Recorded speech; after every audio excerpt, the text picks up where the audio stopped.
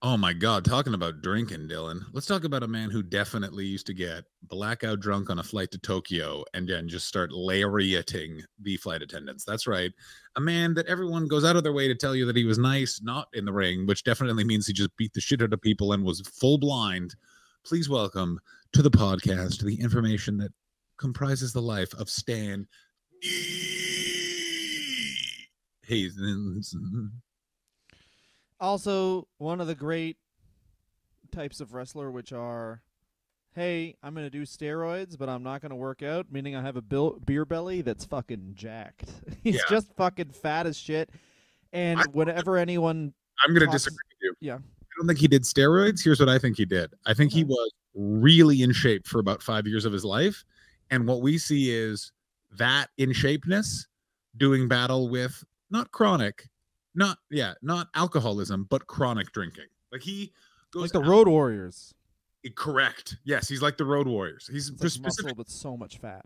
Exactly, some muscle, but because basically what he said was what his workout regime, because he was like, what's weird, like he talked about like touring in Japan was really weird because first of all he's like there weren't really that many gyms to work out in, and also like you would do these like unrelenting tours that were competing daily with the other company that were in the same town. So the thing that we don't understand is like the Japanese wrestling wars were way more insane because their Monday night wars weren't like Monday night on television. They specifically would be like, you're in Tokyo, we're in Tokyo. Mm-hmm. You're in Nagano, we'll be in Nagano. Second fucking city. Let's go. Professionalism. No, God it's the damn. second one. Yeah, that's right. Dylan, I know you were going to say Hiroshima first, then you backed down. You were like, what's another one? Nagano, Olympics. Nagano. I was gonna say Nagasaki, and then I went say Nagano. You'll seem smarter. What city would you have said? I guarantee Dylan would have been like Mount Fuji or whatever. Mount Fuji, other than Tokyo? Town. That's what Dylan would say. Oh, they went to Sushi Town, and then Dylan's shitting. I would have looked up where Nakamura was from and tried to pronounce that. Oh yeah, I'd actually like to see you attempt that. Turns out he's just from Toledo, and Dylan just Toledo. Taldo. Stan Hansen, who I'm trying to find football pictures of him right now, and check this out. He's a handsome guy. He was a lineman. He was also kind of fat then. It's just sometimes you're muscular and you can just gain weight, and you're also still like that's the other thing is the secret of some wrestlers are just big boys and then they get fat, but just because they're big boys regularly, they still look intimidating. Some people are just like that. You just treat their body like shit. It's like, no, I'm a Portuguese guy, so I'm all fucking. Stan Hansen also became friends with a guy almost as soon as he entered college that really defined his career. And who was that man, Dylan? Hitler. It was Hitler. Yeah, that's right. He met Hitler. He played football Steve Hitler at Texas A&M. Yeah, Hitler's favorite nephew, Steve. Everybody talks about my granddad and how he has the nice in the middle mustache. I'm the guy that made up the soul patch. That's the upside down Hitler. Wiedersehen, my father, pardon me, not father, pregnant his niece who later committed suicide. And then my father, he took over Germany, and then nothing happened. Oh, damn, wrong button. I wanted to press this one. Tickle me. How'd you get that? Downloaded an app. That's sick. That's all we had. All we had to do to have fart noises the whole time was download an app. Yeah, man. I downloaded an app, and then my mixer now has Bluetooth, so it's just on my phone, so I can just fucking beep. That's fucking sick. It certainly is.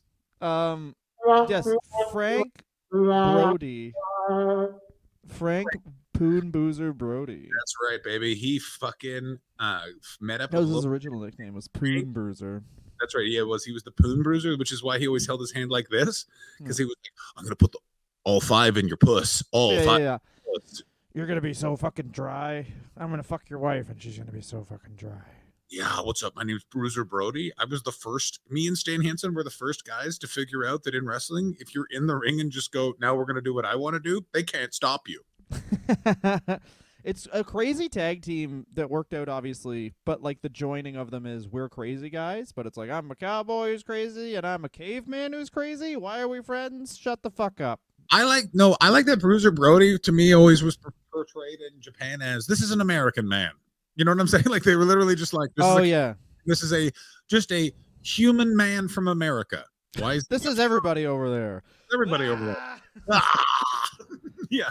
I think we'll get to it early. We do this last, but I do think it does bear that the lariat may be the best finishing move of all time, because we all think of, if you don't watch his Japanese matches, we all think of the lariat as a guy comes off the ropes and hits someone with a clothesline, but Stan Hansen would just like basically punch a guy in the face but call it a lariat.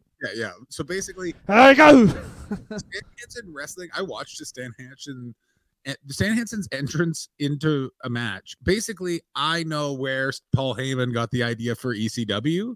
And it was just watching Stan Hansen walk to the ring. Because Stan Hansen, I didn't realize what he would do. So he had no entrance music. It's just him yelling. So he's doing Road Dogg Jesse James, no microphone. Just you know how you started making fun of Stan Hansen? That's just what he. Yeah, right. Well, he was like he's also chewing so much fucking tobacco. In chewing tobacco, he's wearing just all that you would need to participate in a rodeo, save for the fact he's wearing spandy undies, and like he's just the best. Stan Hansen.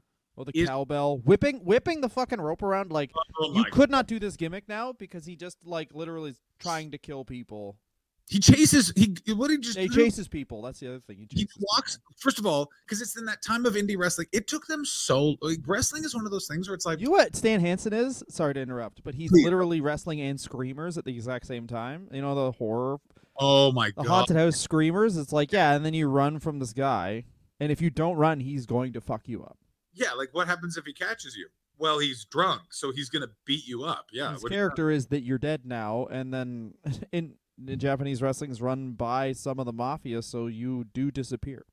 Yeah, the Yakuza is scared of him because the Yakuza bought in somehow for the telling of this. That it does make sense that Stan Hansen would be nice backstage though, because what else do you have to do if you're gonna be that nuts in front of everybody? And also like the amount of Stan Hansen always talked about he's like, I never really got the big money. And that's because he's very good friends with Hulk Hogan. And then he stopped saying that about 5 years ago in shoot interviews. And I think it's because someone told him how much everyone else made. And he was like, the fuck? Oh, okay. I'll shut the fuck up then. Like Stan Hansen is one of the most financially well-off professional wrestlers ever. This guy, Dylan and I both work in the weird freelance show business world. And Stan Hansen is like one of the rarest guys. There's a guy in Canada named James Cunningham who figured this out, where he was the funny money man. And if you just get the weirdest niche and you just tend that garden right, you're going to have an amazing career. And that's basically what Stan Hansen did, which was instead of playing the territory game, he just went to Japan in this one gimmick. And then if he appeared anywhere else in America, he was such an asshole that it made me love him even more. Like, I don't even want to talk about his Japanese career. I just want to talk about the times that he went to an American territory and they were like, hey, do you mind if you close the door while you're taking a full dry shit? And he's like, absolutely fucking not. That's fucking part of my art, man. Yeah, I guarantee it was like, hey, everyone in Japan treats me very respectfully and I'll never lose this spot, versus like a bunch of people trying to screw me out of their belts. Yeah, and also, by the way, screw you. And then he has to suck off Vern Gagne or whatever. Also, written Ric Flair's book, he talks about how he was scared to party with Stan Hansen because Stan Hansen fucking went for it. Stan Hansen wrecked 2 of Ric Flair's cars in the same week doing the same thing, which was they'd get drunk at Ric Flair's hotel, and then Stan Hansen would say, let me drive your car, and Ric Flair would say, no, and then Stan Hansen would say, yes, get the keys somehow. The valet would bring it up. Stan's super drunk. There's a concrete wall like that you have to turn left or right to like go around.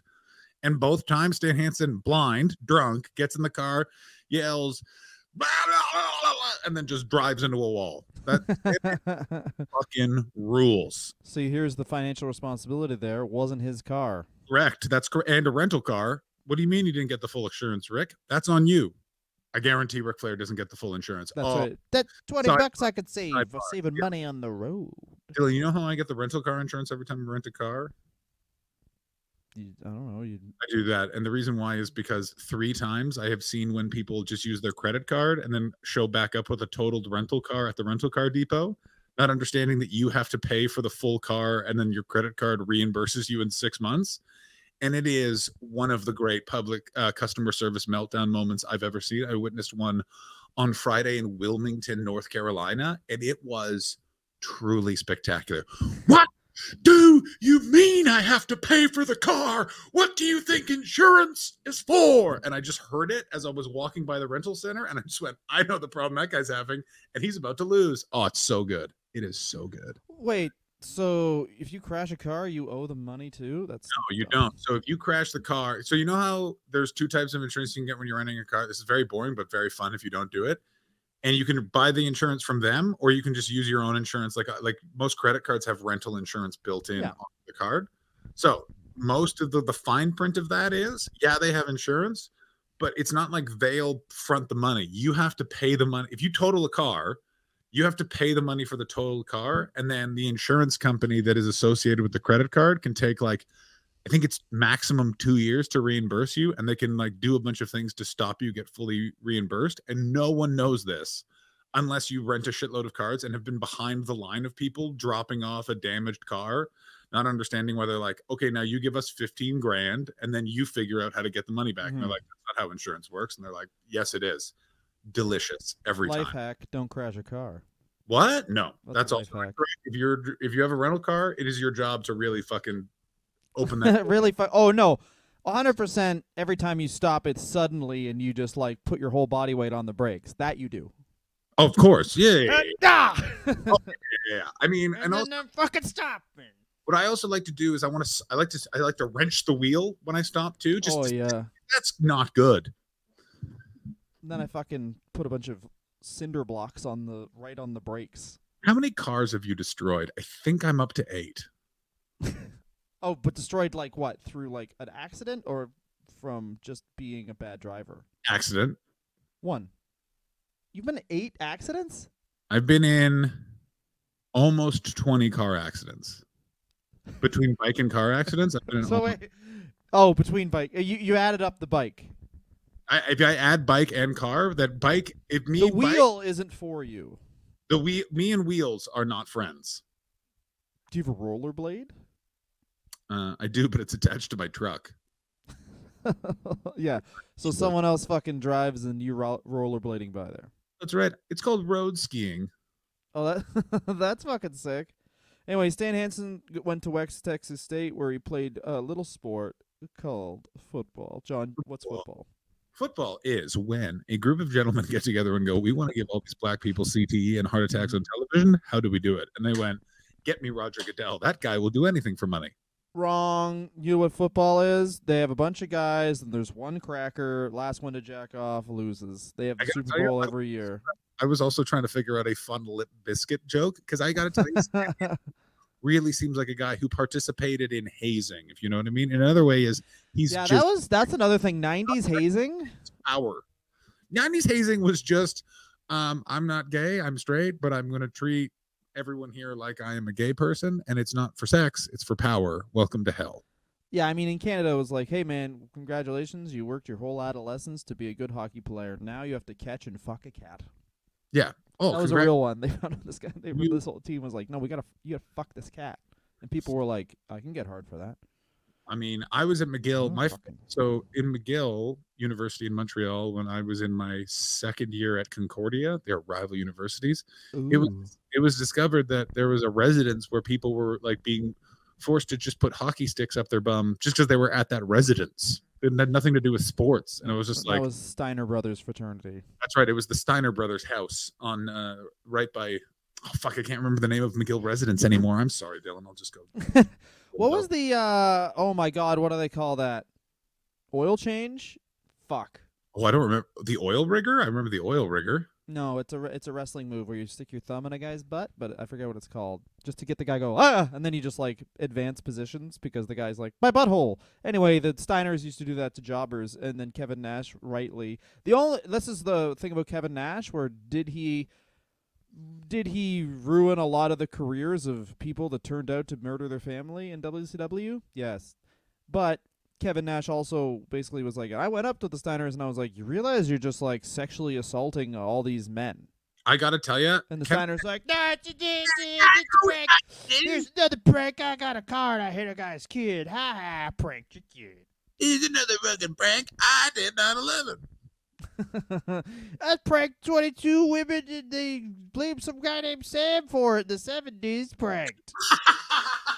Yeah, I did a prank around the Bay Area in the late 60s and early 70s. I was really obsessed with horoscopes at the time. Scott Steiner prank. Oh, that's great. Scott Steiner is the best he has so much energy and Rick doesn't. He's like, if you don't like me, it says right here, bite me.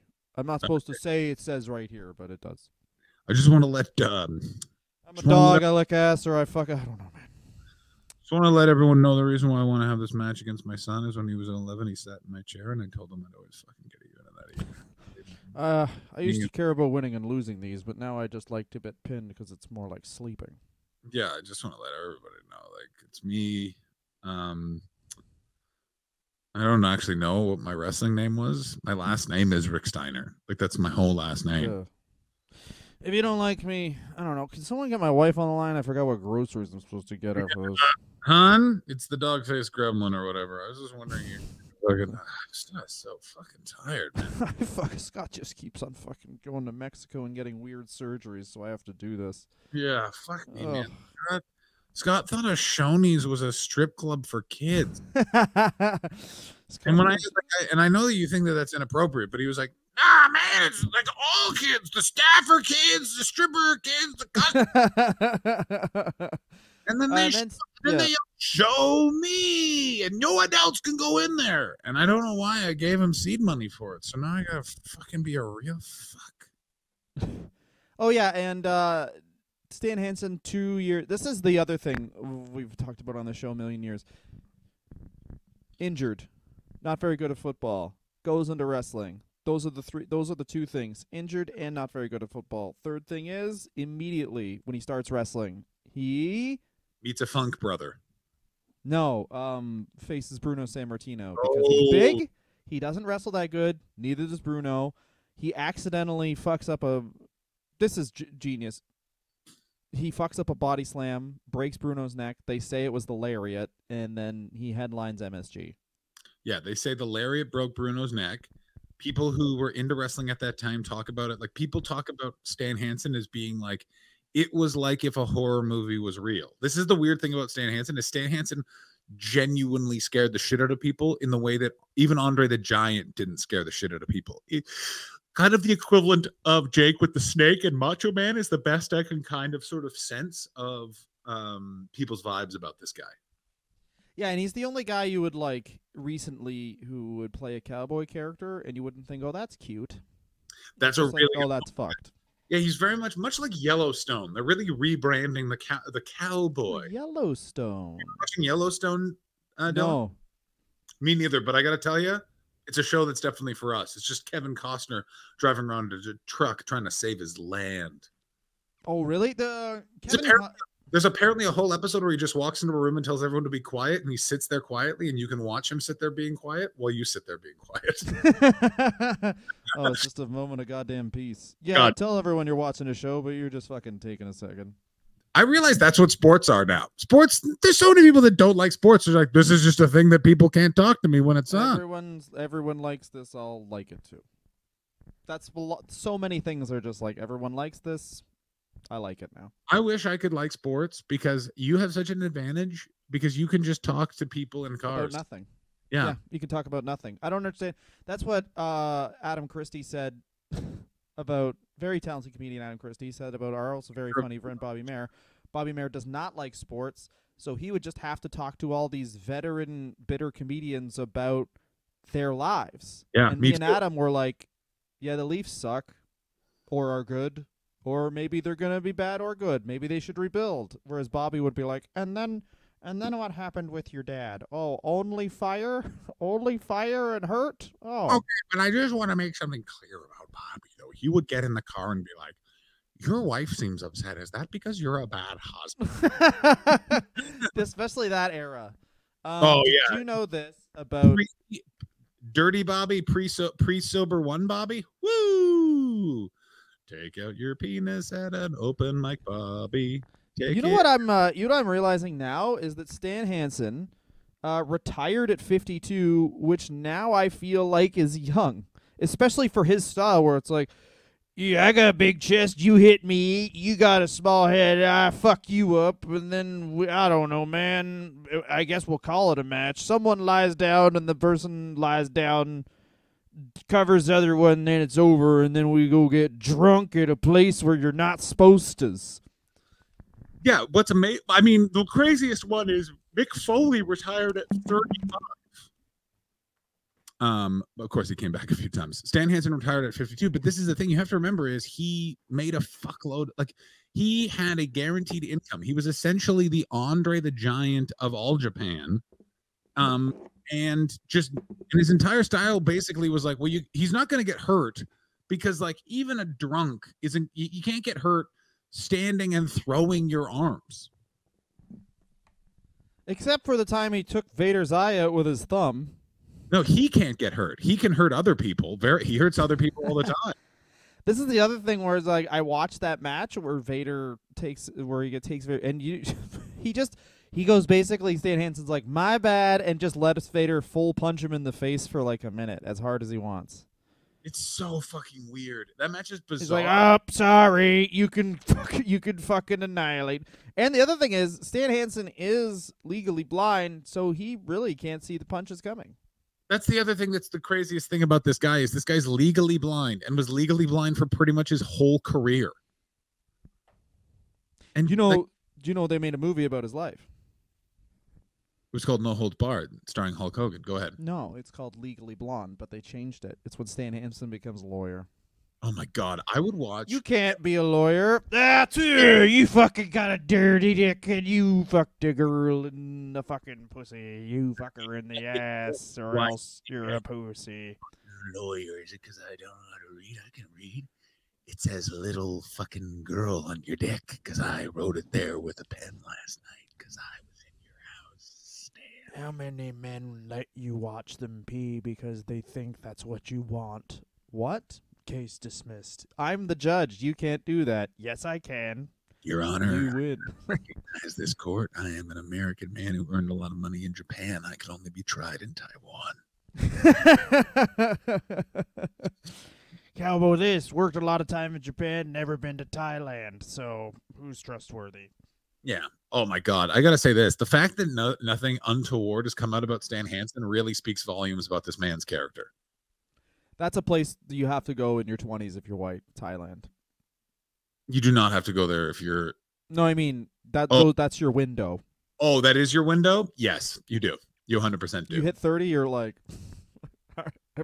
everyone thinks I'm fucking going to Thailand first thing off the plane. Like, where's Epstein's Island? I hear about it, but I want to be there. I gotta tell you, I don't know any. Every time someone goes to Thailand, I say the same thing, which is you end up getting jacked off. And every single person, the honest people always go, of course, and the dishonest people always do this. No.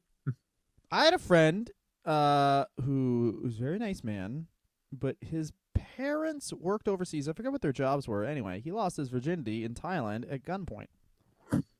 What the fuck? Yeah. He some people bought him prostitutes and then they were like, fuck her on the roof, and he was like, oh, okay. And then the army came. Do I know this person? No. This person sounds like they are fun or not fun.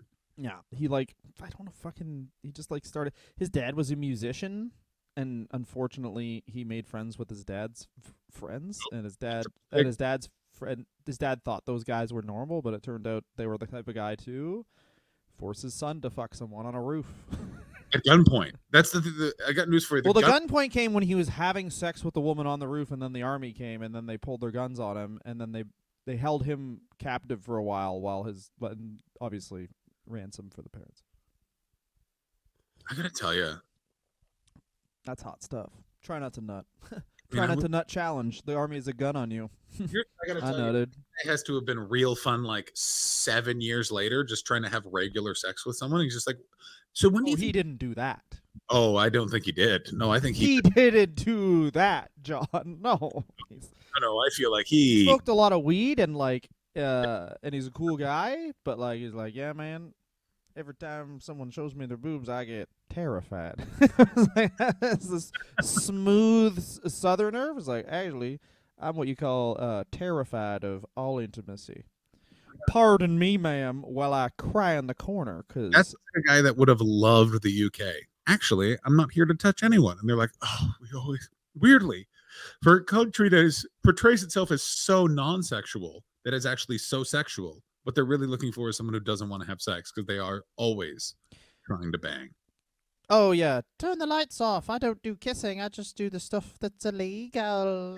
Turn the That lights was on and shit in my pussy. good. Yeah, there we go. We call that shit Stan. in the pussy. We don't have a name for it. Yeah, basically what happened is Stan Hansen just joined the WWF like 20 seconds into being a wrestler, broke Bruno's neck. They had a fucking giant match. And he returned in 1980 to have another feud with Bruno Sammartino, a couple of feuds with Andre the Giant and Pedro Morales, and was put in a program with Bob Backlund at the steel cage match because Bob Backlund, of course, was the champion for 4 years, but because Vince McMahon Sr. was trying to win a bet against Jerry Graham, and they had to use every fucking thing they could find to sell those fucking houses, and that would, of course, been Stan Hansen. Isn't it fucking crazy that Vince McMahon Sr. looking up from hell is seeing what his brother to his company, and I guarantee is thinking he followed my plans. I think it's crazy that Stan Hansen basically had the career of Okada, where he like learned to wrestle in America and then went to Japan. Like you wouldn't think that because he's like a cowboy guy. He's a cowboy from Texas, but he really is just like he's just like fucking Kenny Omega, but Jim Cornette can't hate him. I mean, I think I get that's so funny. Yeah, he's essentially the Kenny Omega of the 80s. Yeah, I've heard it said. Now I don't know anything about Japanese wrestling or Japanese culture really, I refuse to learn. and that's honestly, given my appearance, shocking. Yeah, I got to tell you, Dylan, it is crazy that you aren't like, well, that's because you don't understand mega. Oh, MAGA? No, I'm into MAGA and manga. I'm double. Yeah. Are you both? You're into? I'm actually only into MAGA manga. MAGA, manga, and if you take the N out, I'm into that too. Just the N. You can use that. Oh, my new podcast I'm starting after this. Steven Crowder's a lib bitch. Oh my god, I can't wait for Dylan to do what we all know he's going to do, which is hard pivot right, a la the dissolution of the Opie and Anthony show, and create a show called Not Welcome, and then it's just a list of everyone that's not in Dylan's family. That's how. Oh yeah, 80 people listen to it, but I charge them $50 a month, so it's good. Anyway, did you know this? Dylan, never forget this. Do you know who I did comedy with when I started? A dog. Steven Crowder. Oh wow. Yeah, and Milo was our aforementioned Harriet Kemsley, Bobby's lovely wife's. They went to school together. It's so nuts. It's so cool. Anyway, remind me, and I'll tell you a Steven Crowder story. I'm actually really. I know some celebrities too. Do you know the guy who shot the theater up at Batman? That's me.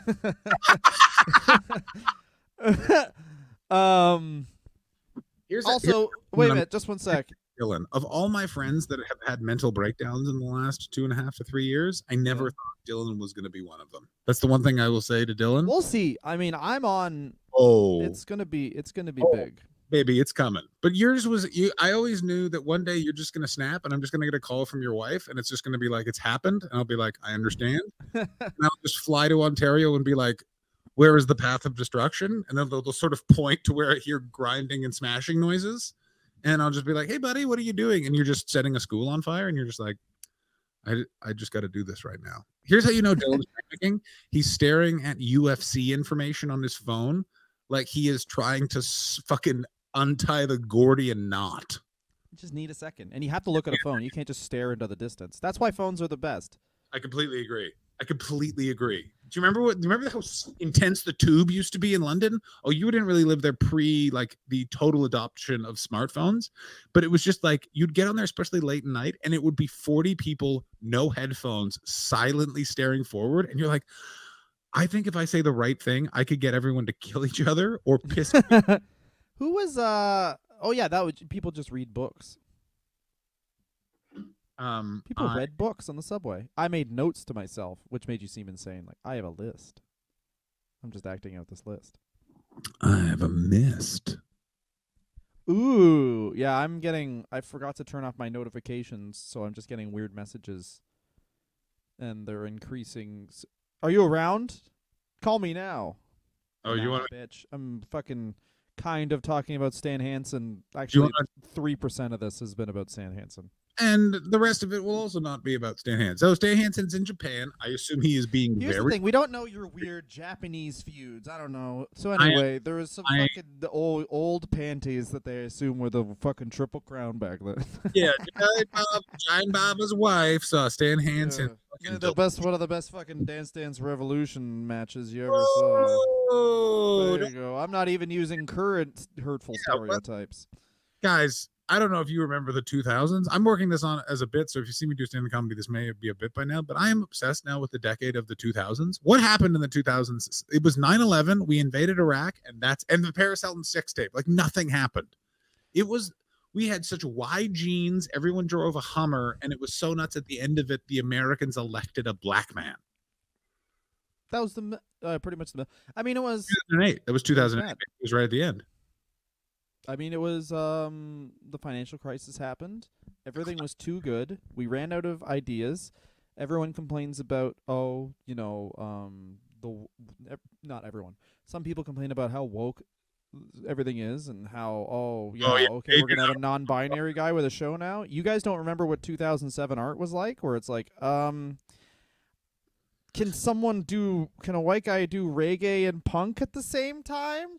There was I remember people were so adverse to people of color being on television. The fucking transplants existed.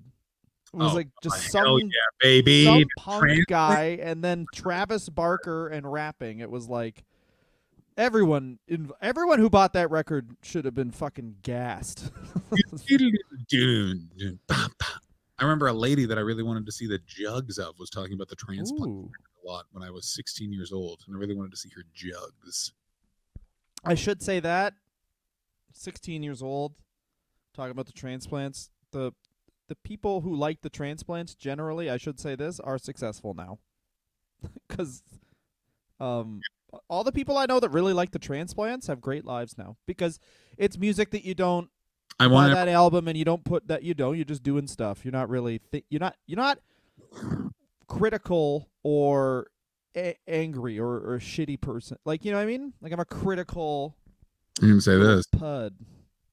I'm gonna say this. What else do you want to say about the transplants more than Stan Hansen? I'm gonna say this about whenever Dylan talks about his friends. I always feel like I need to give this public service announcement, which is Dylan is he's one of the kindest people, but he'll really take in some strays. So if Dylan is like, these people have their shit together, it might just mean they have a new hockey bag where all their possessions are in. Like the amount of Dylan is like, this guy. Talking about actual people from when I went to high school.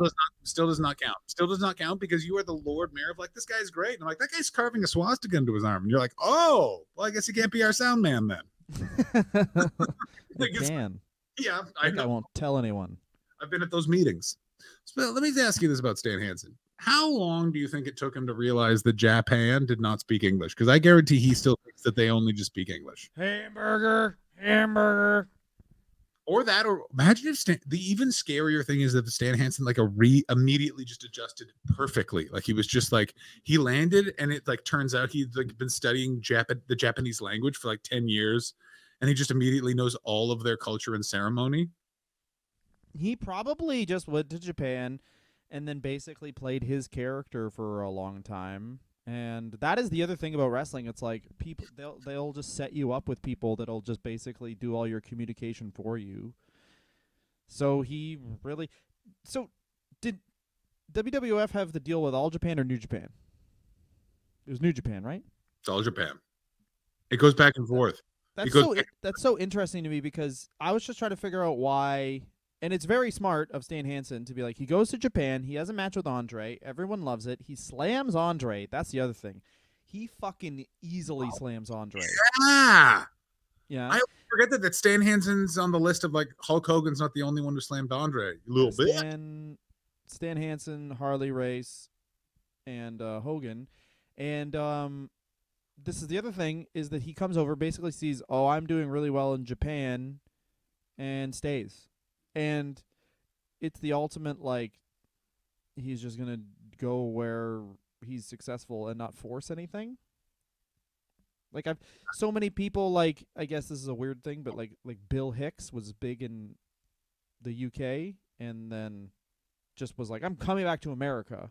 Where it's like Stan Hansen would have just been like, I'll just stay in the UK where people like me. Yeah, that's the thing is, yeah, Bill Hicks was always I trying don't to. want to have to hang out with. He didn't do what Rich Hall did, which was just like, well, I can just have so much money by just living by just coming here. Yeah, okay, I just won't. Yeah, that's the weird thing about Bill Hicks's story, where he was just like, and then I had to go back and crack America, like, because I always thought like he was relative. That guy was selling like giant theaters in the UK. Why were you going back to the US? I'd be like, Ian. Yeah.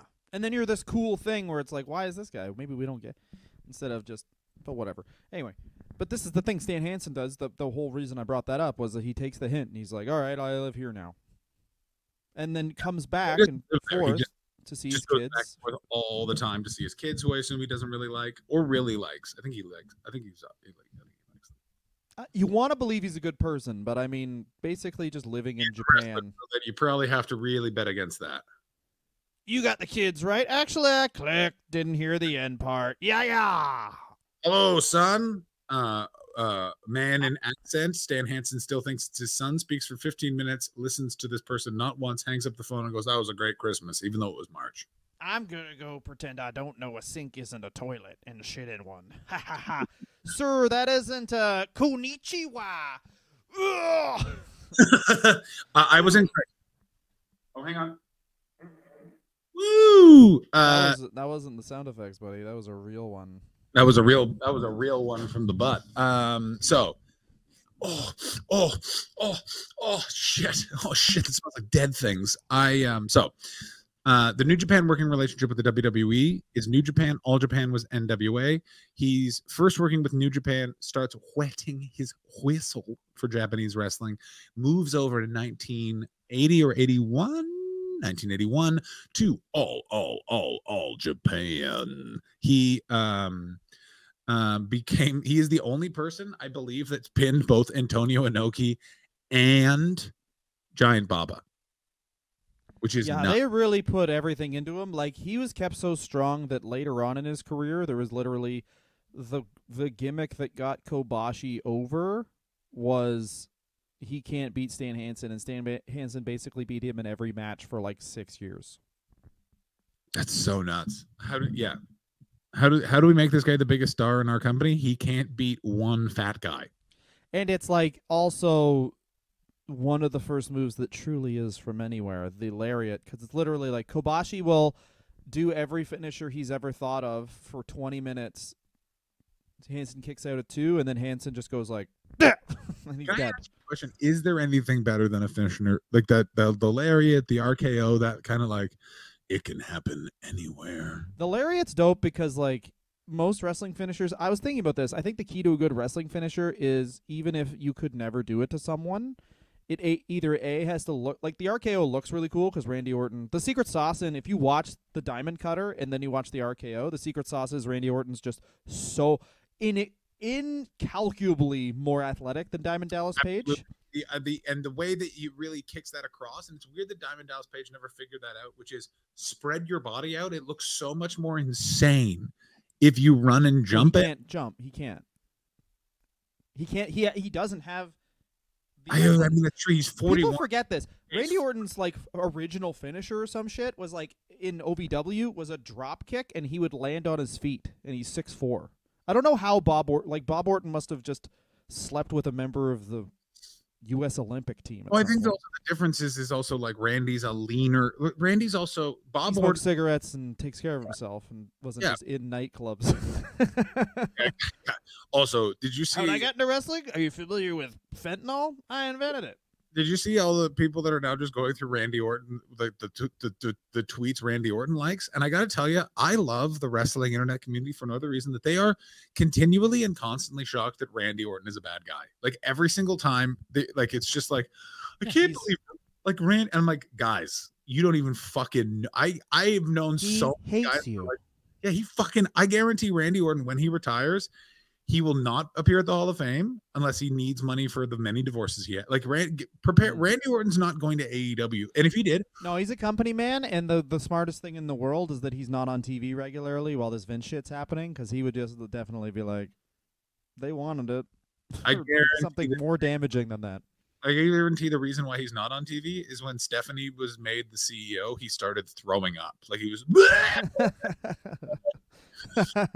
He just ran. He ran into the headquarters at Stanford and just started trying to shit on. Is Stephanie going to use this?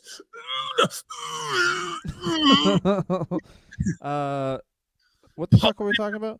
Well, there's a turd coming out of his ass. Fuck off! Paul, I'm trying to shit on your wife's desk. Fuck off! Stan Hansen's one of those great characters, though, where we talk about guys like, it's weird, like Ming. Remember Ming in WCW, where it's like Ming could be anywhere on the card because you just knew. You'd be like, fuck yeah!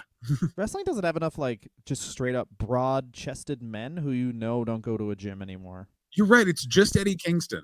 And Eddie Kingston has too much of a I work at the airport vibes for me. That's the problem. Yeah. Eddie Kingston really is like, yeah, I'll beat you up, and then we're gonna have some fucking pancakes at my mom's house. I'm trying to think of one. Like maybe Jeff Cobb, but Jeff Cobb's like 5'8". Yeah, Jeff Cobb, no. Like Dax Harwood of FTR has the face of someone who should have that chest, but he has a little his body.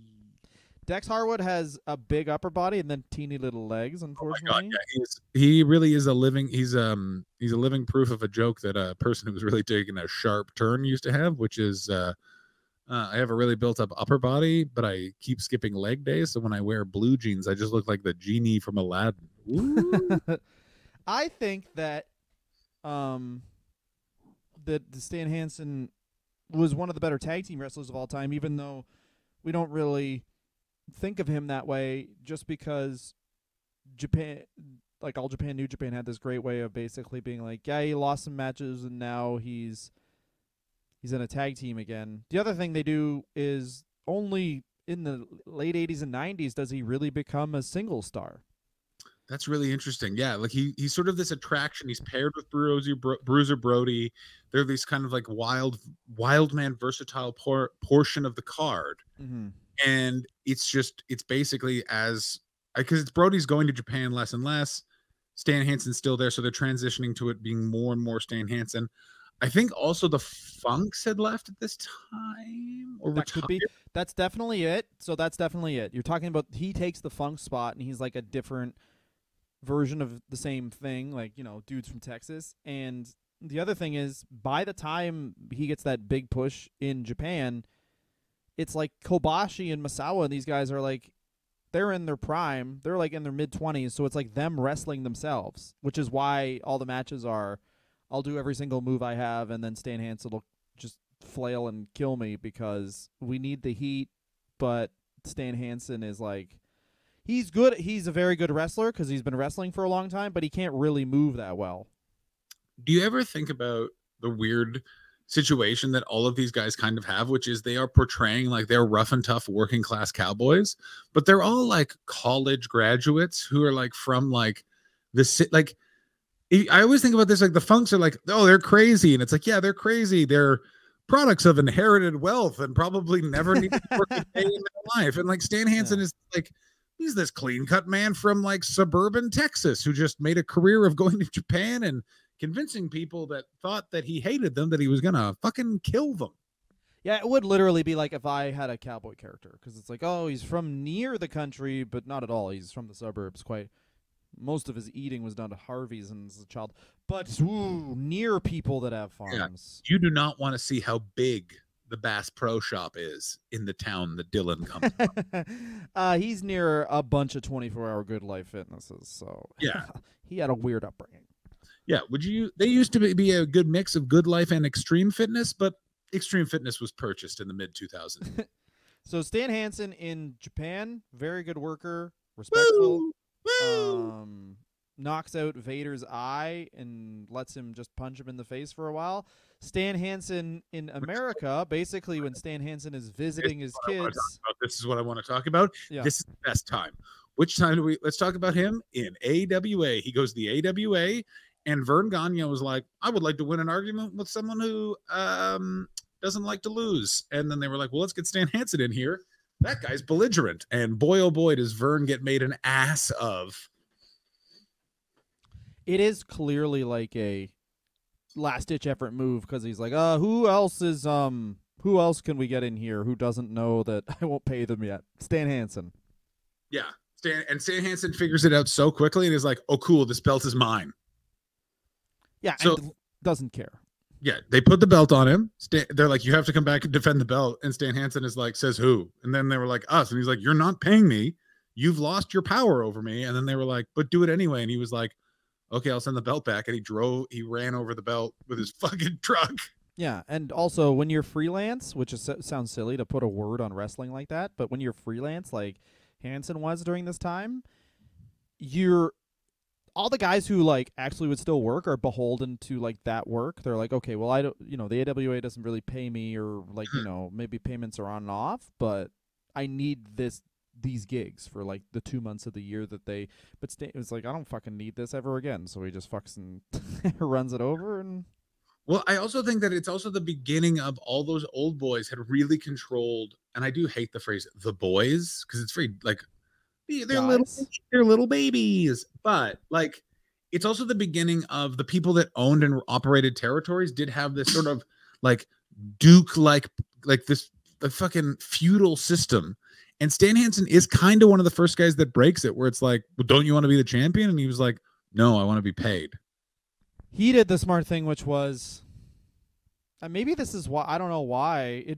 I mean, obviously you want an interview. We wouldn't talk about this, obviously, but like you want to talk to him about like, you and Brody had the same character. Why didn't Brody just fucking stay in Japan? Because Stan Hansen stayed in Japan doing shit like this and coming to the AWA and not basically doing this type of strongman shit in Puerto Rico where you'll get fucking stabbed. Do you know? I think Bruiser Brody wanted more money. I also think that Bruiser Brody probably had stars in his eyes a bit more. You have to remember also, like, Stan Hansen is very good friends with Hulk Hogan, but never goes to the WWF, where he could have absolutely gotten a job. Well, they feuded in Japan. Yeah, they feuded in Japan, but why? It's still never been clear to me why he never came. Like, why Hogan? I think he was. So this is my thought, and I've never heard anything about this, but this is what I think he didn't like Vince Jr. I think that's very possible. He's but then, kind of out as soon as Vince Sr. is no holds barred, though, because that's not wrestling. So here's what I think would have happened, and he seems like a smart guy, and maybe this is too big brain, but he's seen what happened to one-man gang and guys like that, and it's the same formula that Vince has always had, whereas you're a big, scary guy, you go face my big baby face. In some cases, people buy it, in some cases, people don't. But you look at the Great Khali and the one-man gang have the exact same trajectory. Come in, scary bad guy, do a bunch of losing to your big baby face, and then they love to dance now. And we changed the race. Yes. The Great Khali, of course, became Filipino. Yeah. Please welcome Filipino Greg.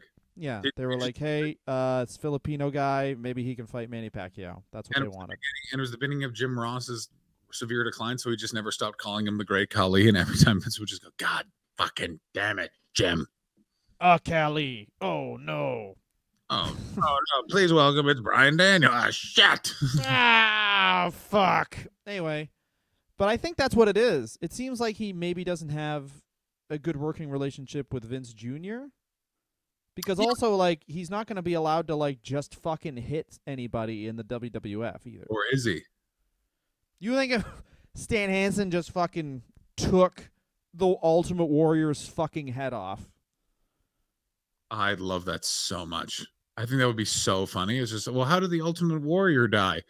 Stan Hansen just did not want to lose at SummerSlam 1990. And how many of those territory Doesn't make any sense why he wasn't brought in for Warrior or for Macho Man. Like, it's that other thing of like, because even then it would have made even more sense, because then Hogan would have been like, I'll bring in my buddy from Japan who's a guy who's gonna shit in his pants and then make Macho, like, imagine if Macho Man put Liz in a closet in front of Stan Hansen, and Stan Hansen for some reason wanted to speak to Liz. I guarantee Stan Hansen's beating the shit out of Randy Poffo. maybe it was a thing where it's like, if you go to WWF, you miss all these Japan tours, and Hansen was like, I'll lose my spot. Because the other thing is, guys in Japan, like the people he's tagging with, Terry Gordy's going over there. He was supposed to take Hansen's spot, and then obviously the accident happens, and he has to come back in. Bruiser Brody dies in the late 80s, and you get, Gary Albright was a going concern in the 90s, and Dr. Death. So you get all these guys who are like, maybe Hansen's like, they're going to take my fucking spot if I miss out, and he just wanted a lot of money. He basically wanted all right, well, make it not matter if I'm out of the fucking sequence in Japan, and, Vince didn't want to.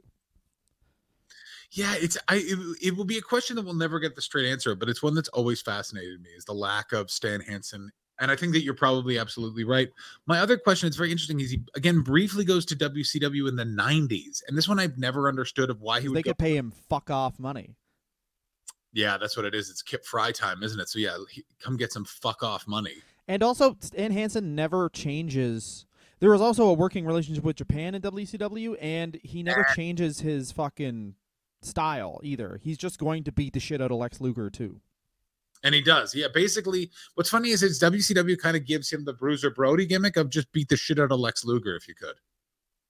Yes, and also WCW has a much less torturous road schedule because it's not as successful, but a much less torturous road schedule that he can still work in Japan. It is true. They are not as successful. Yeah, whereas he's coming to WWF in the 80s. You're working 300 days a year. Yeah, you're working... like his style where it's like, all right, I've just been shot 300 days in a row. All right, so and also my style is I just don't really like the behavior of the Rockers. Well, you better not hang out here then, because they are not changing how they behave. The Rockers tried to H-bomb me. That was a mistake. I'm just got a tiny buzz. Let me ask you this question, Dylan, as an American. Do you think, or when do you think, Stan Hansen thought, I'm leaving WCW? I think it was the second someone was like, so we'll see you Monday, and he was like, you don't tell me what to do.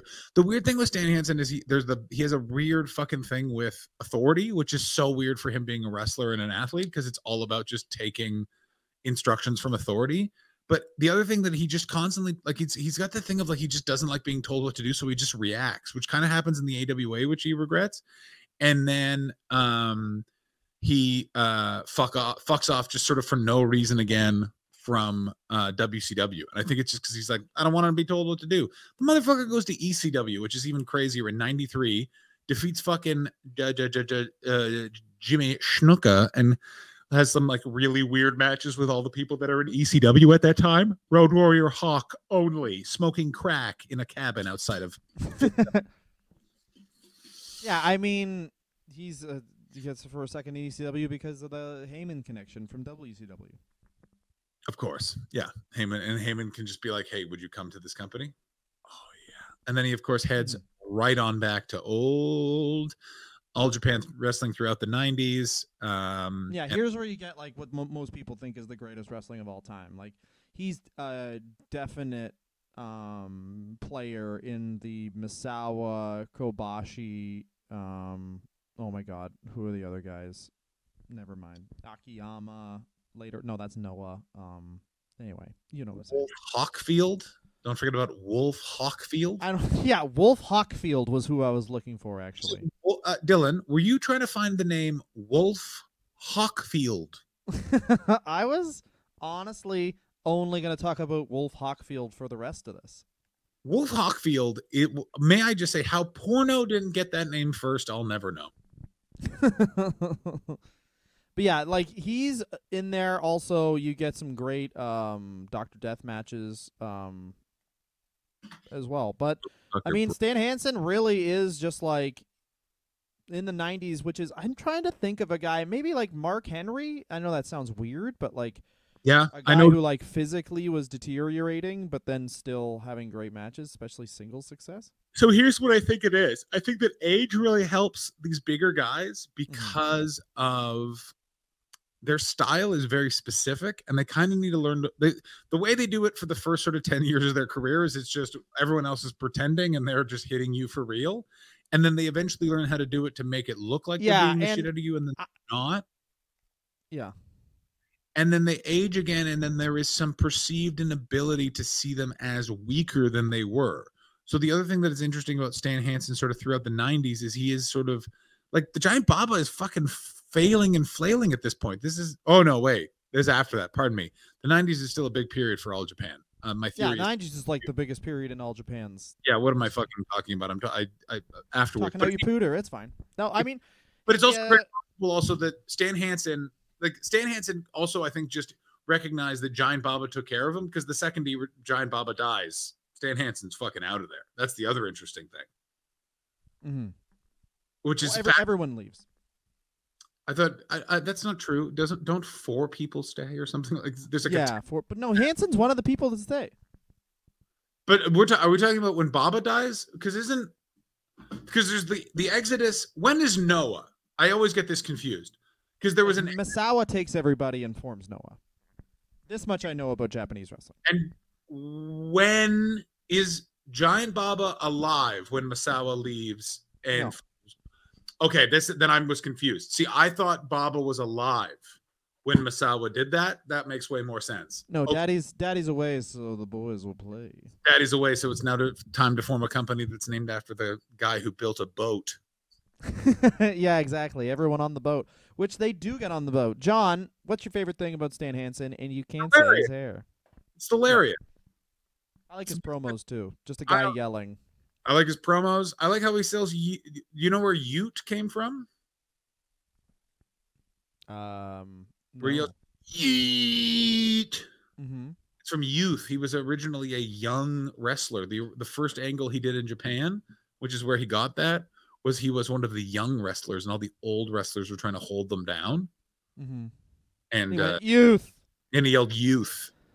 Youth. Isn't that fun? That's fun. It is fun. We're not fun on this program very often. We're usually just very informative and journalistic. Oh, fuck. Yeah, we're really usually super journalistic. I think the worst thing about Stan Hansen is he's the only guy that could have done that character that way, and everyone wants to be Stan Hansen's character. Like 9,000 of these guys who want to be like the crazy guy. I agree, and he's the best. He's the best version of the crazy guy I've ever seen in wrestling. Yeah, because it's more complicated. Like, usually when you're a crazy guy character, you don't also have another thing. Like, he's a crazy, fucked up cowboy, which is 2 things. And usually it would just be like, he's a rough and tumble cowboy, or this guy's covered in human shit. He's a crazy guy. Yeah, it's kind of the covered in human shit is the implication of him being a cowboy, and that actually works even better, where it's like, what's this guy going to do? And he's like, well, he might fuck a dog. Why? He's a cowboy. Yeah, him and Bruiser Brody are just like the tag team of Encino Man and Mongo from fucking what's that movie? It's just like they're friends because they're both angry. I would like who's Encino Man and Mongo? Mongo from Blazing Saddles. Yeah, that's I agree. And then Encino Man is in the caveman who has been frozen and reconstituted in Encino. He's a caveman. That's why I love wrestling. Everyone's like, wrestling needs to be believable. Anyway, a cowboy and a caveman are friends. Here's my prediction, by the way, for 2023. You're going to see a Pauly Shore renaissance, because everyone Pauly Shore movies all of the time. It's for some reason he's in the zeitgeist. I have no evidence of this. I just believe that that's what we're in for. That's a good prediction. Thank you. Pauly Shore. What type of renaissance? I mean, he's going to get Me Too'd and then canceled, and then that's a renaissance now. Right, the right wing, and then he'll get 2 new movies.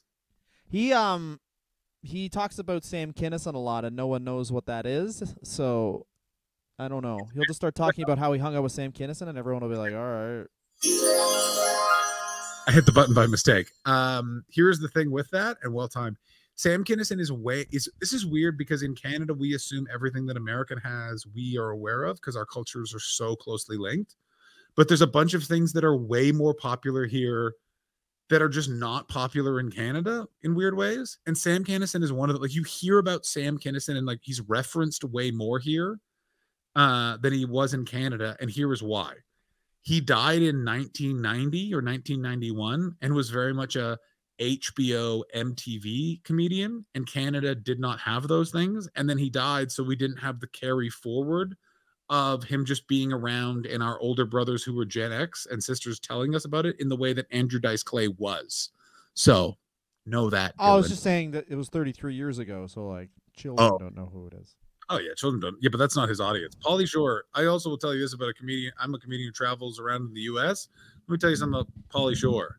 That guy moves tickets in places that are wild. Well, yeah, buddy. I opened for him in Meaford, Ontario. It was great. How was It was. He's not good at comedy. that? No, not good. Not good at comedy. Much scarier when you realize grew up in a comedy club, has been doing comedy for 35 years. And he's the best of all time. Thank you guys so much for listening. Has his own Great real night. estate at the Comedy Store. That's a fun fact.